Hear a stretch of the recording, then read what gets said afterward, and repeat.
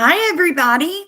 Welcome back to Starkey Formstead. My name is Samantha. So, I'm going to go through something that I found with you guys. So, this is a statement that the Rockefeller family has said before. The future is fear. They knew it, they created it, and they propagate it through mainstream media, through the CIA and the government, through black ops operations, through misinformation, through the television, through the newspaper, through everything. And they have been working as a family unit for well over 100 years to create a future of fear. Why? Because they can control us through fear mongering and misinformation. And folks, I have so much information on this topic. As you pop on, good morning, Miss Suzanne. Please pop over and just write your name, where you're watching from over here in the chat. Hit the like button so more people will join this conversation because it needs to be had. Right now, across the entire world, but especially in the United States, we have something called foundations created by some of the largest, most influential people. We have the Clinton Foundation. We have the Rockefeller Foundation. We have the Bill and Melinda Gates Foundation. And I could just go on and on. Even MasterCard has gotten in on this foundation. And so you might ask, what is the purpose of a foundation? Well, for the uber rich, it is a way to avoid taxes and to control their money and their assets outside of debtors being able to take it for money owed, for lawsuits that may come against them for some of their very questionable actions. And it just goes on. But the reason I dug into this was while I was reading up on the bird flu, because Louisiana now has someone in the the ICU for the bird flu. I became a little concerned, folks. And I began to dig around and I tripped over something called the Rockefeller Foundation.org. And this was the title, Taking Back Control, a resetting of America's response to COVID-19. A resetting. Where has Sam heard the word reset before? And you've got it. The World Economic Forum. They're all in bed together, folks. So I'm going to give you a little history on the Rockefeller family that you may or may not have heard before, but it's super interesting, my friends. And oh, wow. Joy says they had my great grandmother and uncle because they owned stock and refused to sell. I can believe that. These people believe they are above the law. And for so long, the law has worked around them and their profit, right? So when you're thinking about a foundation, some of the most notorious that I ran across was the David and Lucille Packard Foundation, Open Society Foundation. Yeah, and it just keeps going. But I found some information. I wanted to share it with you guys because I think it's important that first we understand who we are dealing with, right? You have to know your adversary, my love. You must know them. In the world, she noted how his alopecia had left him entirely hairless and pale. She could not help but remark that his physical change seemed to symbolize his perceived wrongdoings. Now, this is where I need to do some speculations. His ruthless way of managing his businesses, the way he put many people out of jobs, the way he brutally destroyed anything in his path to build his business, all of that played a role in his diminishing health. But I think this is also a turning point because at this juncture, we notice a change in his mindset as well. You see, now he started to focus on something profoundly different, and that was charity. This shift marked the beginning of the Rockefeller Foundation, which would become the cornerstone of John D. Rockefeller's legacy. Established in 1913 by John D. Rockefeller and his family, this marked a transformative shift in his business empire to philanthropy. The foundation was built on a substantial endowment and focused on three main areas: public health, education, and scientific research. Rockefeller's commitment to public health was especially profound. His financial support helped establish the University of Chicago and the Rockefeller Institute of Medical Research. Both of these would go on to become a pioneer in biomedical research. This funding also played a crucial part in developing vaccines for diseases such as meningitis and yellow fever. Additionally, he revolutionized medical training in the United States and founded China's first modern medical school. Now, growing up in the country's poorer parts, Rockefeller strongly championed for better public sanitation and health education. He established public health schools at Johns Hopkins University in 1918 and Harvard University in 1921. He also helped to launch nationwide campaigns and global health campaigns as well. These campaigns targeted diseases such as hookworm, malaria, yellow fever, and typhus. This commitment to solving widespread health issues set the stage for a more strategic approach for the Rockefeller Foundation. Instead of making numerous small donations, Rockefeller preferred to make substantial contributions to institutions with significant potential. He believed in addressing root causes and seeking lasting solutions. Soon enough, the potential on impactful and sustainable solutions extended well beyond immediate health needs. The Rockefeller Foundation was a key funder of the Green Revolution. It drastically increased agricultural productivity in the developing world and is credited to saving up to 1 billion lives. For many years, the foundation continued to distribute more foreign aid than the entire US government. In fact, so much of his wealth was given away that he could only pass a fraction of it to his descendants. In 1912, Rockefeller's fortune was nearly $900 million in that year's dollar value. But upon his death, the estate amounted to only $26 million. This shows his dedication to philanthropy. Now, having said all of this, all the contributions and benefits to society, were they really done out of goodwill and a good heart?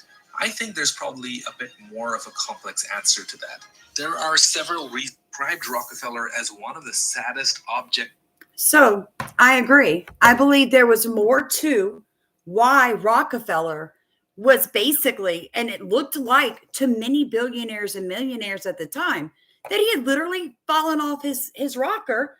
He's just passing out millions of dollars across the world. Now, remember, this is back in the early part of the 1900s.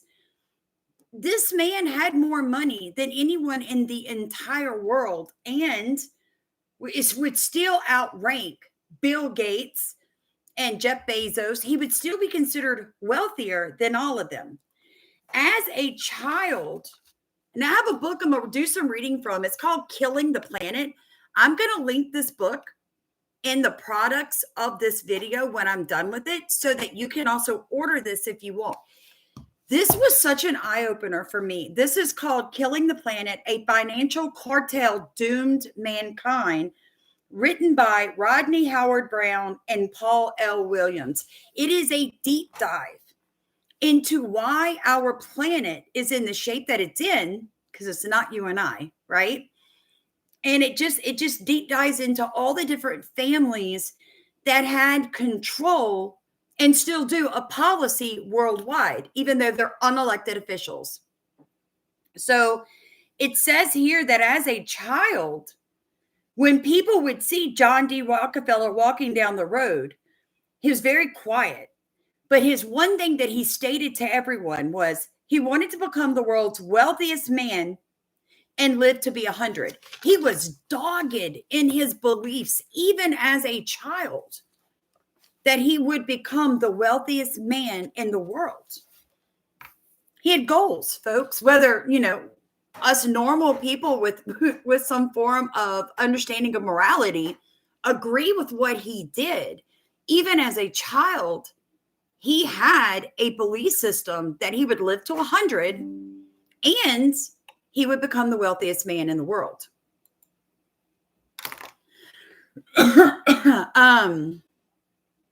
Okay, so everybody that has done any history on the Rockefeller family, you know that the originator of the family began his track as a snake oil salesman, right? Well, it says here on page 314 the new snake oil. The wheel of fortune remained round. The Rockefeller story had begun with snake oil. Devil Bill Rockefeller, John D's father, had traveled to towns and villages peddling his concoction of crude oil as a remedy for cancer. Throughout the early years of the 20th century, John D. repackaged his father's formula and sold it as a laxative called Nujol. And John D's cancer cures, including radiation and chemotherapy, became the new family snake oil that was administered day after day to desperate patients throughout the country. The apple had not fallen far from the tree. Excuse me. Now, we move to chapter 25, page 315. It says, Killing Truth. We're in a lot of trouble because you people and 62 million other Americans are listening to me right now. Because less than 3% of you people read books. Because less than 15% of you read newspapers. Because the only truth you know is what comes over the television. Right now, there is an entire generation that never knew anything that didn't come out of the television. This television is the gospel, the ultimate revelation. This television can make or break presidents, popes, prime ministers. This television is the most awesome GD force in the whole godless world. And woe is us if it ever falls into the hands of the wrong people. And when the largest company in the world controls the most awesome GD propaganda force in the whole godless world, who knows what crap will be peddled for future on this network? So you listen to me. Listen to me. Television is not the truth. Television is a DG amusement park. Television is a circus, a carnival, a traveling troupe of acrobats, storytellers, dancers, singers, jugglers, sideshow freaks, lion tamers, and football players. We're in the boredom killing business. But you people sit there day after day, night after night, all ages, all colors, all creeds. We're all you know. You're beginning to believe the illusions we're spinning here. You're beginning to think that the television is reality and that your own life is unreal. You do whatever the television tells you. You dress like the television. You eat like the television. You raise your kids like the television. You even think like the television. This is mass madness, you maniacs. In God's name, you people are the real thing. We are the illusion. That was a script writer and network named Patty in 1976 gave that speech. By 1976, the Rockefellers controlled every leading news outlet in the United States. Every one of them, folks. They could dictate what news should be conveyed to the public and what news should be withheld. Americans remained unaware that they had been dragged into World War II, the Korean conflict, the Vietnam War, and the war on terror by the money cartel. That the Depression had occurred by design, that their gold had been shipped to Basel, Switzerland, to create an occult economy, that their educational, religious, judicial, and political systems were all ruled by the Rockefeller family. Wow, you guys, what an illusion we have that we're free, right? Their constitutional rights and national sovereignty had vanished. The CIA had become an agency that served almost solely to advance Rockefeller interests, and that the U.S. State Department remained in the hands of the Council on Foreign Relations, CFR, who alone possessed the power to draft and dictate national and international policy. Oh my gosh, this is like, it's like mind blowing to hear that one family has this much control. I agree. Luna Song said, I find myself staying in prayer more and more. Amen. Right?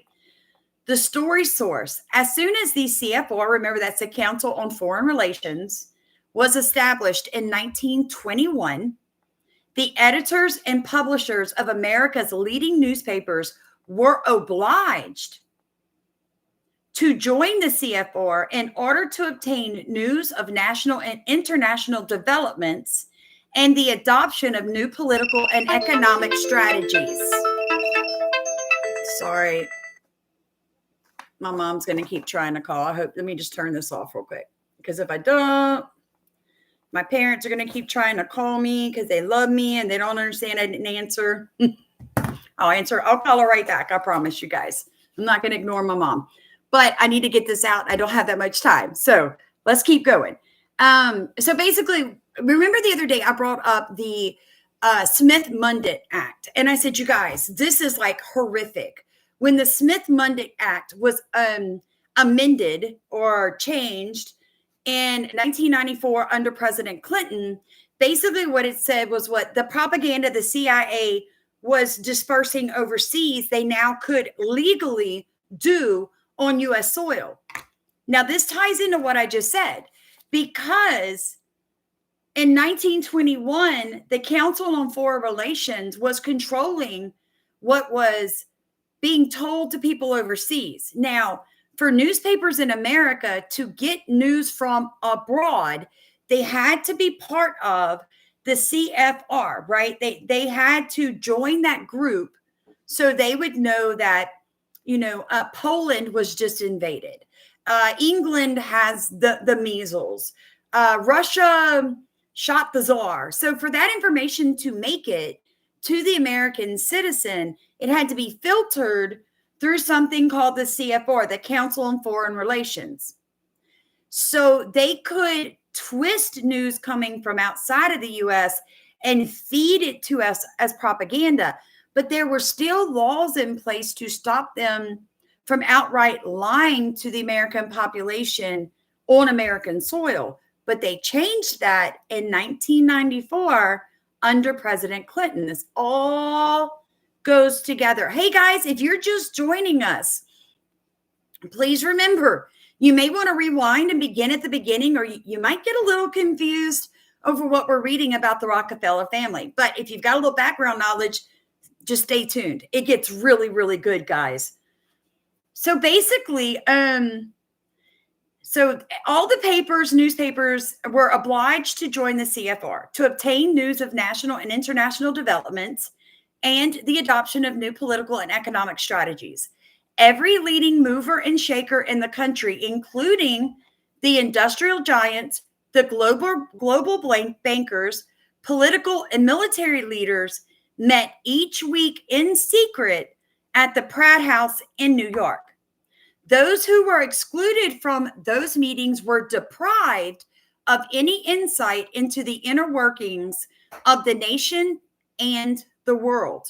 So you wanted to be part of the group, right? Or you really didn't know what was going on. In 1937, Sulzberger, chairman of the board of the New York Times, became a prominent member of the CFR. And stories began circulating that the Rockefellers had purchased the nation's most prestigious newspaper for $17.5 million in 1937. You guys, that's a tremendous amount of money. Glenn, I'm reading from a book called Killing the Planet. I am going to link this book in products. When we're through with this video, I can go back and link it in, and you guys can just order it right from that product list so you know you get the right book. All right, so it keeps going. It says the stories gained credibility when Sulzberger that same year became a trustee of the Rockefeller Foundation. Now remember, how did Sam get on the story? Because I located information from the Rockefeller Foundation saying we need to reset how America dealt with COVID-19. We need to go back. We need to see where you guys failed. We need to see how we can open up schools faster, how we can control money flow on how we can roll out vaccines. I'll link that information also in description of the video when the live is done. Okay. All right. Fit for profit. The emergence of the Council on Foreign Relations as a main source of inside information for the New York Times provided the Rockefellers and their ilk with the opportunity of manufacturing stories in order to produce political and economic results. All the news that is fit to print became, in many instances, all the news that the Rockefellers deem fit for profit. So in other words, everything they did, folks, everything they did was so that their friends and their family would profit from you and I being led down like a ring in our nose, led by this one group. It goes on to say that to protect their oil interest in the Caspian Sea, the Rockefellers arranged for stories to appear in the Times by Walter Duranty that depicted the Soviet Union under Stalin as a socialist paradise. Such portrayals of communist Russia caused the American public to express no qualms about becoming Stalin's ally during World War II, even though the Soviet dictator had engaged in programs that would put Adolf Hitler to shame. The Times was the perfect outlet for the tales of the socialist paradise. Speaking of the power of the premier New York newspaper to influence public opinion. Wow, you guys. Then they go on page 318 to discuss something called intellectual prostitutes, okay? This development was neither unnoticed nor unacknowledged. In 1953, John Swinton, former chief staff of the New York Times, stated at the New York Press Club, "There is no such thing in America as an independent press. You know it, and I know it.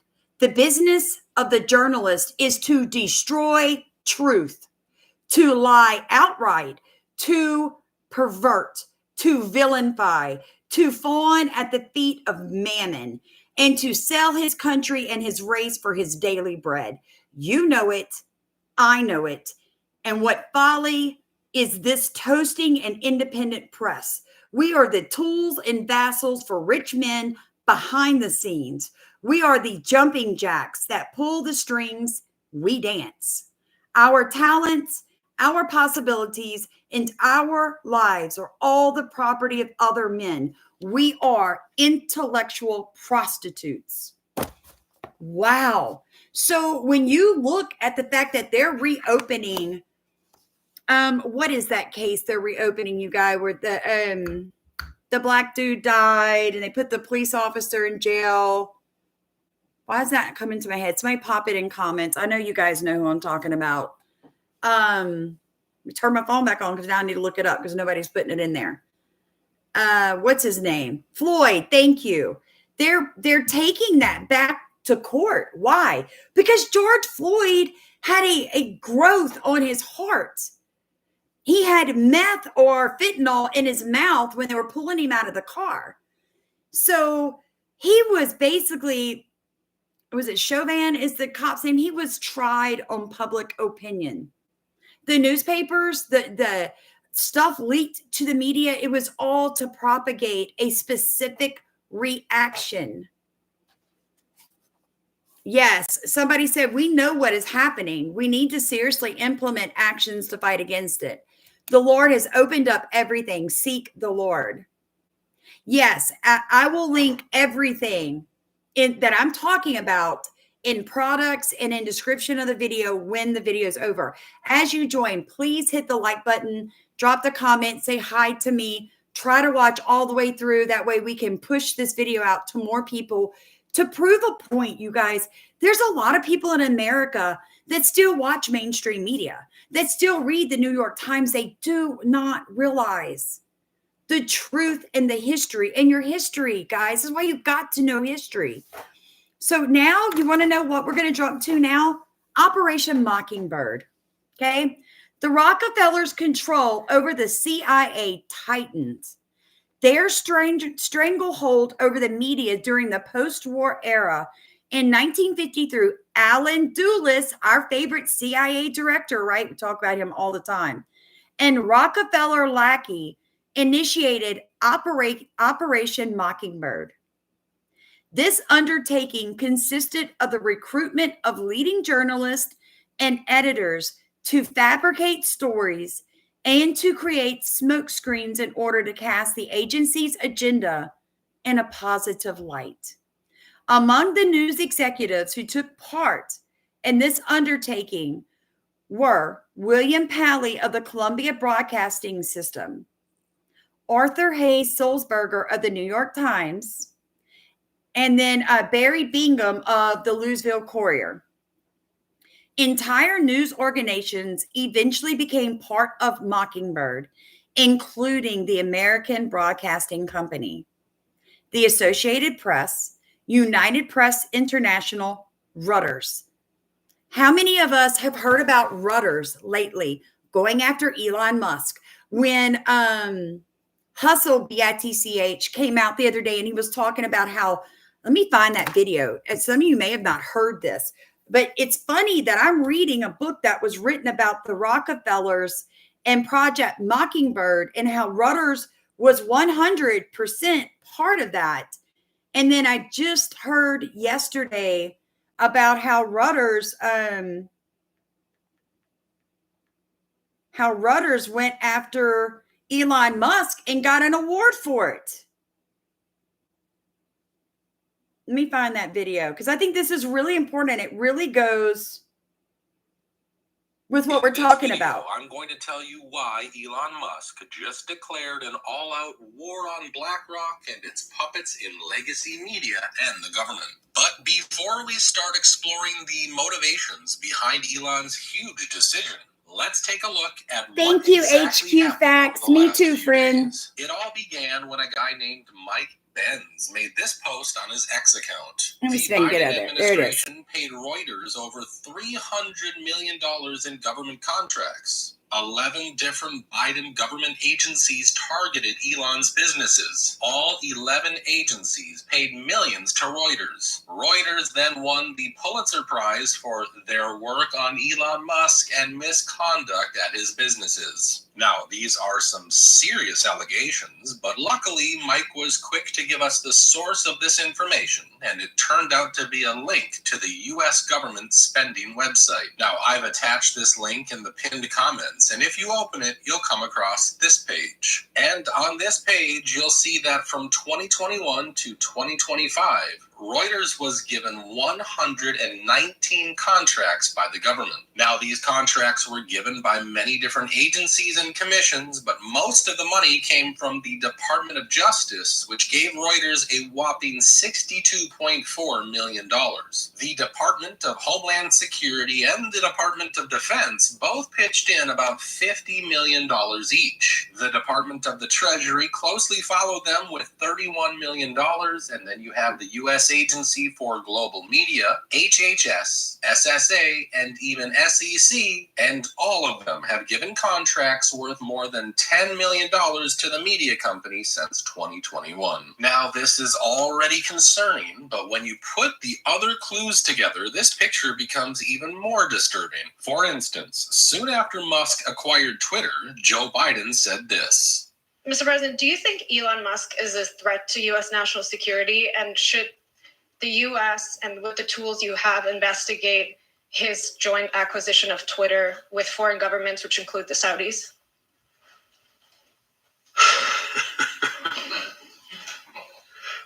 I think that Elon Musk's cooperation and or technical relationships with other countries is worthy of being looked at. Whether or not he is doing anything inappropriate, I'm not suggesting that. I'm suggesting that it worth being looked at.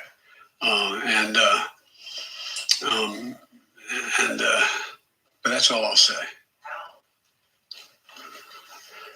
There's a lot of ways. I wonder what he means by a lot of ways. Now, somehow, Reuters ends up writing a very harsh article about Musk and his business practices, and even ends up winning a Pulitzer for it. And this all happens when Elon is busy campaigning for Donald Trump. I bet it was just a coincidence. But I don't think Musk thinks the same, because he immediately responded to Mike's tweet with this: corrupt legacy media. Legacy media. There we go. So that's what we're talking about.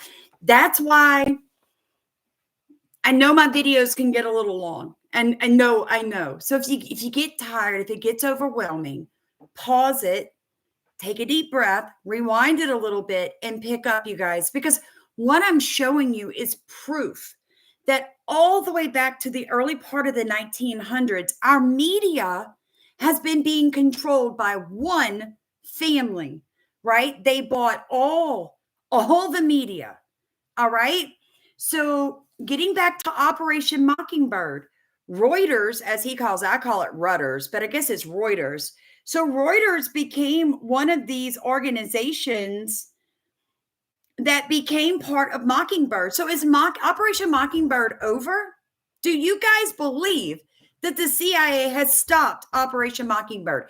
If you believe they have stopped, type in yes. If you believe they have not, please type in no. Thank you guys so much for the support. I love you guys too. Because I'm curious if you believe they have stopped this. That's what I thought. A lot of you are like, nope. Okay, so the Miami Herald, the Saturday Evening Post, and the New York Herald Tribune were all part of Project Mockingbird. With over 400 journalists now on the take-along with mainstream news outlets, the agency could operate to expand the Rockefeller interest in Europe, in the Middle East, in South America without fear of exposure.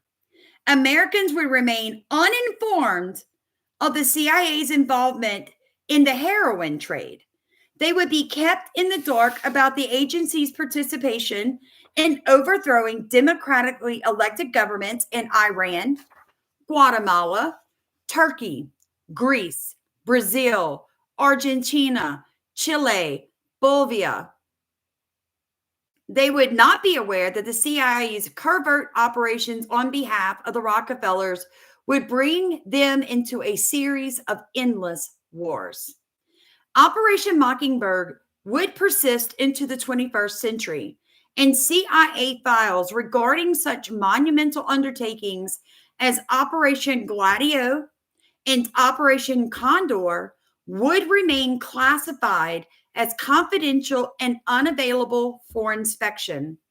The refusal to disclose any information about these undertakings was in keeping with the compliance of the media. Katharine Graham, publisher of the Washington Post and a Mockingbird operative, said, "There are some things the general public does not need to know and shouldn't. I believe democracy flourishes when the government can take legitimate steps to keep its secrets and when the press can decide whether to print what it knows." These are the people, the unelected officials running your country, folks.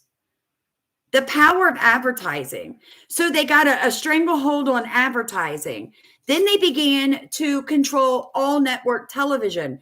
By 1952, when television succeeded the newspaper as the primary creator of public opinion, the Rockefellers had seized control of what they called the tube. So they owned CBS. They owned all of them, you guys. It was a small wonder what CBS aired a 2-hour special on Friday, December 28th, entitled The Rockefellers. The program, which was narrated by Cronkite, was, in the words of Gary Allen, so sugary it must have sent thousands of diabetics scrambling for their insulin. At the conclusion of the program, Cronkite stared into the camera and said, that if any family had to possess so much wealth and power, it was fortunate for everyone that it was the Rockefellers. So the Rockefellers own, in the background, CBS, NBC, and ABC, right? Okay, so the future is fear, right? I told y'all that that's what this was titled, and so let me tie this all together for you. Television. All right, so basically, there were these people, Eric Trist and Fred Emery of London's Tavis Institute, published a 20-year study in 1975 on the television. What did they find out? They said that television could control how people thought, what they thought. It would cause them to abandon their long-held beliefs and convictions. It could transform morality. All right? Knowing this, the Rockefeller Foundation began funding research in what? Mind control. The Rockefellers funded the CIA to do mind control on orphans, you guys. Now, I don't know how much they're going to let me say, so let me just keep pushing for. There you go, Luna. Mkultra's on the scene, you guys. Knowing this, the Rockefeller Foundation began funding research in mind control. An early study performed by Carl Hovland of Yale University showed that fear was a primary factor in manipulating humans. Okay? This is sick. I just want you guys to know how sick what I'm reading is. And I wish I could read it all, but they will kick me off YouTube. Fear, Hovland found, did not have to be imminent, but could concern matters of the future. So it's not that there's a big snake in front of me right now scaring me. It was the potential that in the next 6 months, a big snake could come on the scene. They learned to manipulate your future. And by manipulating what you perceived as your future through fear, they controlled you in your present. Let that sink in. This finding prompted them to fund experiments in mind control and under the auspices of the CIA, an undertaking that became known as Mkultra. The ideal subjects for these experiments were little people. That's all I can say. Okay. And it was done by the Catholic Orphanage of Quebec. Hey, Julie, thank you so much for joining Starkey Farmstead as a member. God bless you for supporting us. Anybody that wants to join as a member, the link is in description. You'll get our bi-monthly newsletter for free if you join as a member. So the overriding purpose of this venture was to identify the means by which human beings could be transformed into dutiful citizens, all working for the New World Order, the Antichrist system. So basically, there were thousands of orphan children post-war of World War II. We know that, right? So the Catholic orphanages were getting $1.25 a day for orphans in Canada. But if somebody was mentally ill, they got $2.75. So they reclassified all the orphans as insane and put them in the asylum. All right? Over 20,000 children, mostly from unwed mothers, ended up in the Catholic asylum. The asylums were run by such religious orders of Sisters of Providence, the Sisters of Mercy, the Grey Nuns of Montreal, the Sisters of Charity of Quebec, the Little Franciscans of Mary, the Brothers of Notre Dame, and the Brothers of Charity. Children were subjected to forced labor and physical torture. This is really hard to read. They would plunge our heads into ice cold water if we did something wrong. He testified to being chained to a bed and forced to scrub the floors from the asylum from morning to night. Another survivor said the children received no schooling but were sent to work on farms. The farmers would pay the religious community for the work we did. This was slavery. The children were at night. You can only imagine. I can't say that. I'll lose my channel. The adults did things to children When he complained to a superior about the abuse, he was beaten with a leather strap. Then they began chemical experimentation on these children. The Rockefeller funding under the cloak of Mkultra, the children served as guinea pigs for chlorpram, a drug known as a chemical bully club, because of the mental and physical consequences. A chief side effect of the drug is tardive dyskinesia, a central nervous system disorder that results in grotesque facial conditions and involuntary body movements. The use of chlorpromazine, okay, I'm going to spell it chlorpromazine. That's chlorpromazine on the orphans was part of the Mkultra mind control program of the CIA. Dr. Erwin Cameron, the psychiatrist who conducted appalling tests on human subjects at McGill University, spearheaded much of the experimentation with, of course, Rockefeller funding.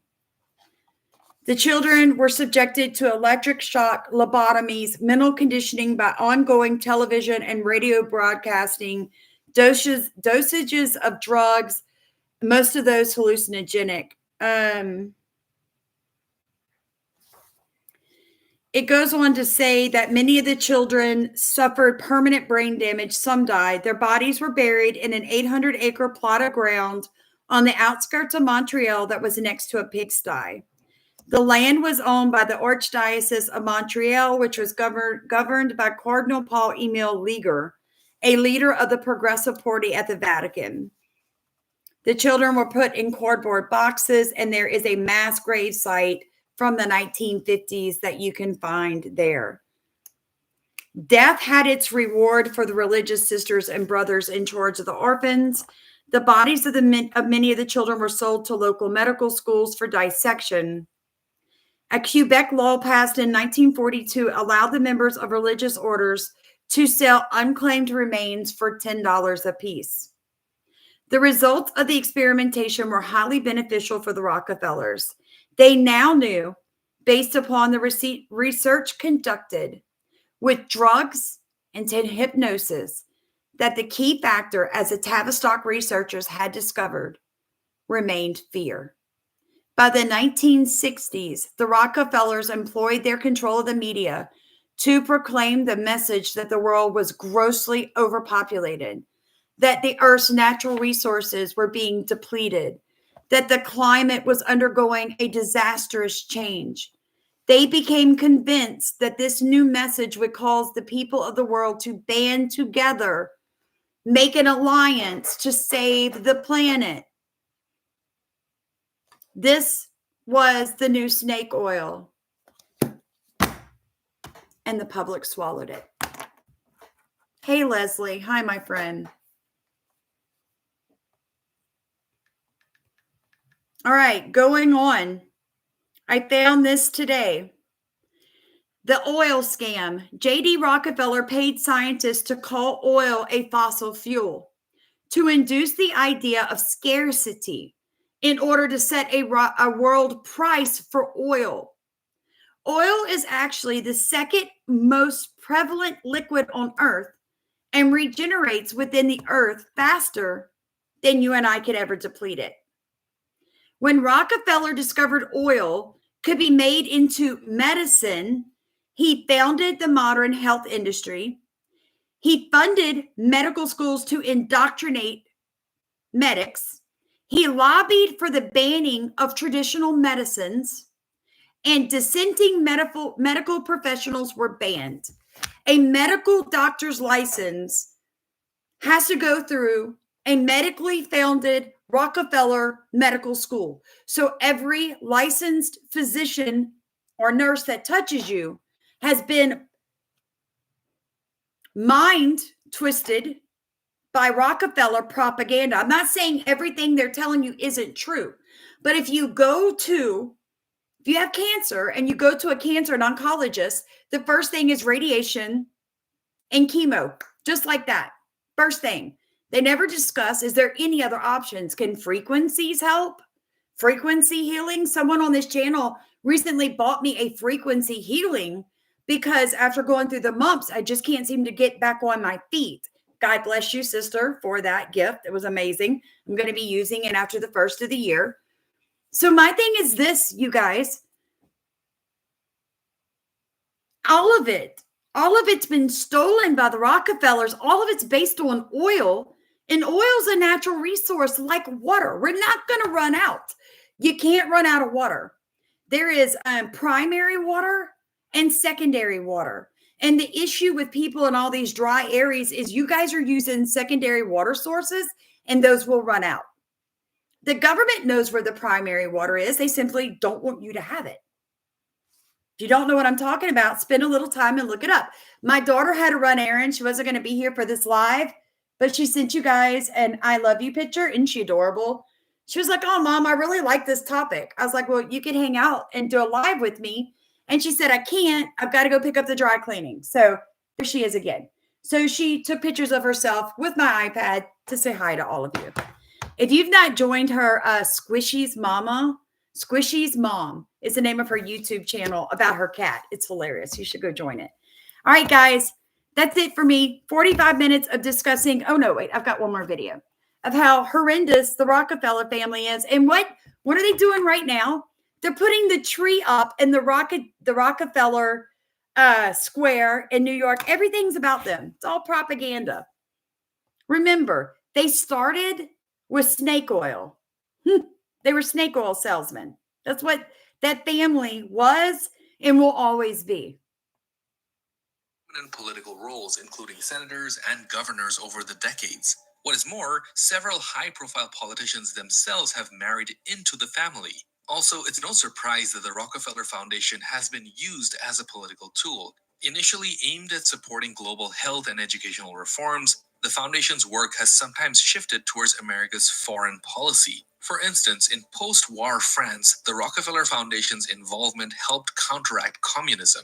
It played a role in influencing French economic and educational policies. This ensured France remained firmly in the sphere of America's influence. Now today, global policies continue to be shaped by the Rockefeller Foundation, alongside other major philanthropic organizations such as the Bill and Melinda Gates Foundation.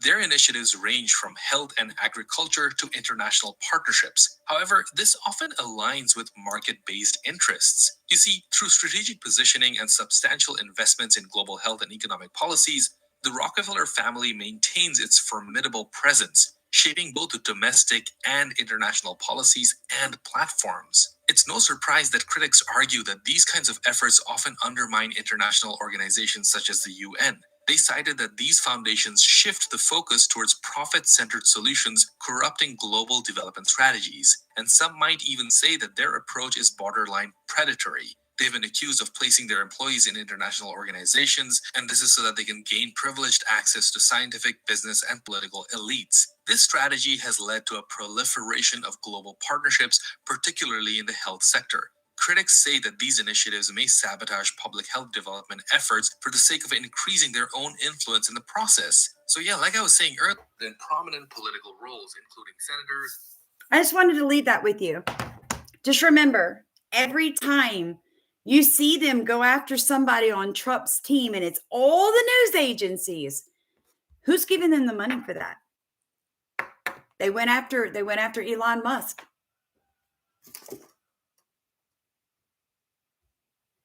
No way she made it back. How long have I been on here? 48 minutes? Wow, she was back quick. I saw somebody out my window. I freaked out for a second because my dogs are in here. I'm like, And by the way, let me say this to you guys. Some people were very ugly about the final experiment that I shared with you guys yesterday. I'm about the science, folks. I never stated my opinion on whether or not I was a flat earther or I was a globalist. But I tell you what, if I was one or the other, I sure couldn't be convinced by some of the ways people were, some of the comments. You would have turned me away from your ways of thinking because of how rude you were with the way that you shared it. You should really consider that. Really consider that. Really consider that. It's a turnoff, truly. So I love you guys so much. Have a blessed day. I've got some things I've got to take care of. It's getting close to Christmas. If you want the newsletter, there, just go look in description. You can join as a member to the channel. And also, you guys, if any of you want to donate to the kids that we're going to help with Christmas, please do so. I'll put the ways to do that. When I turn this off, I'll put it pinned at top in comments. I think we've only collected like $153.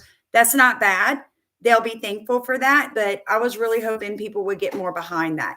Just helping a child have, something, anything. So I love you guys. Have an amazing day. God bless.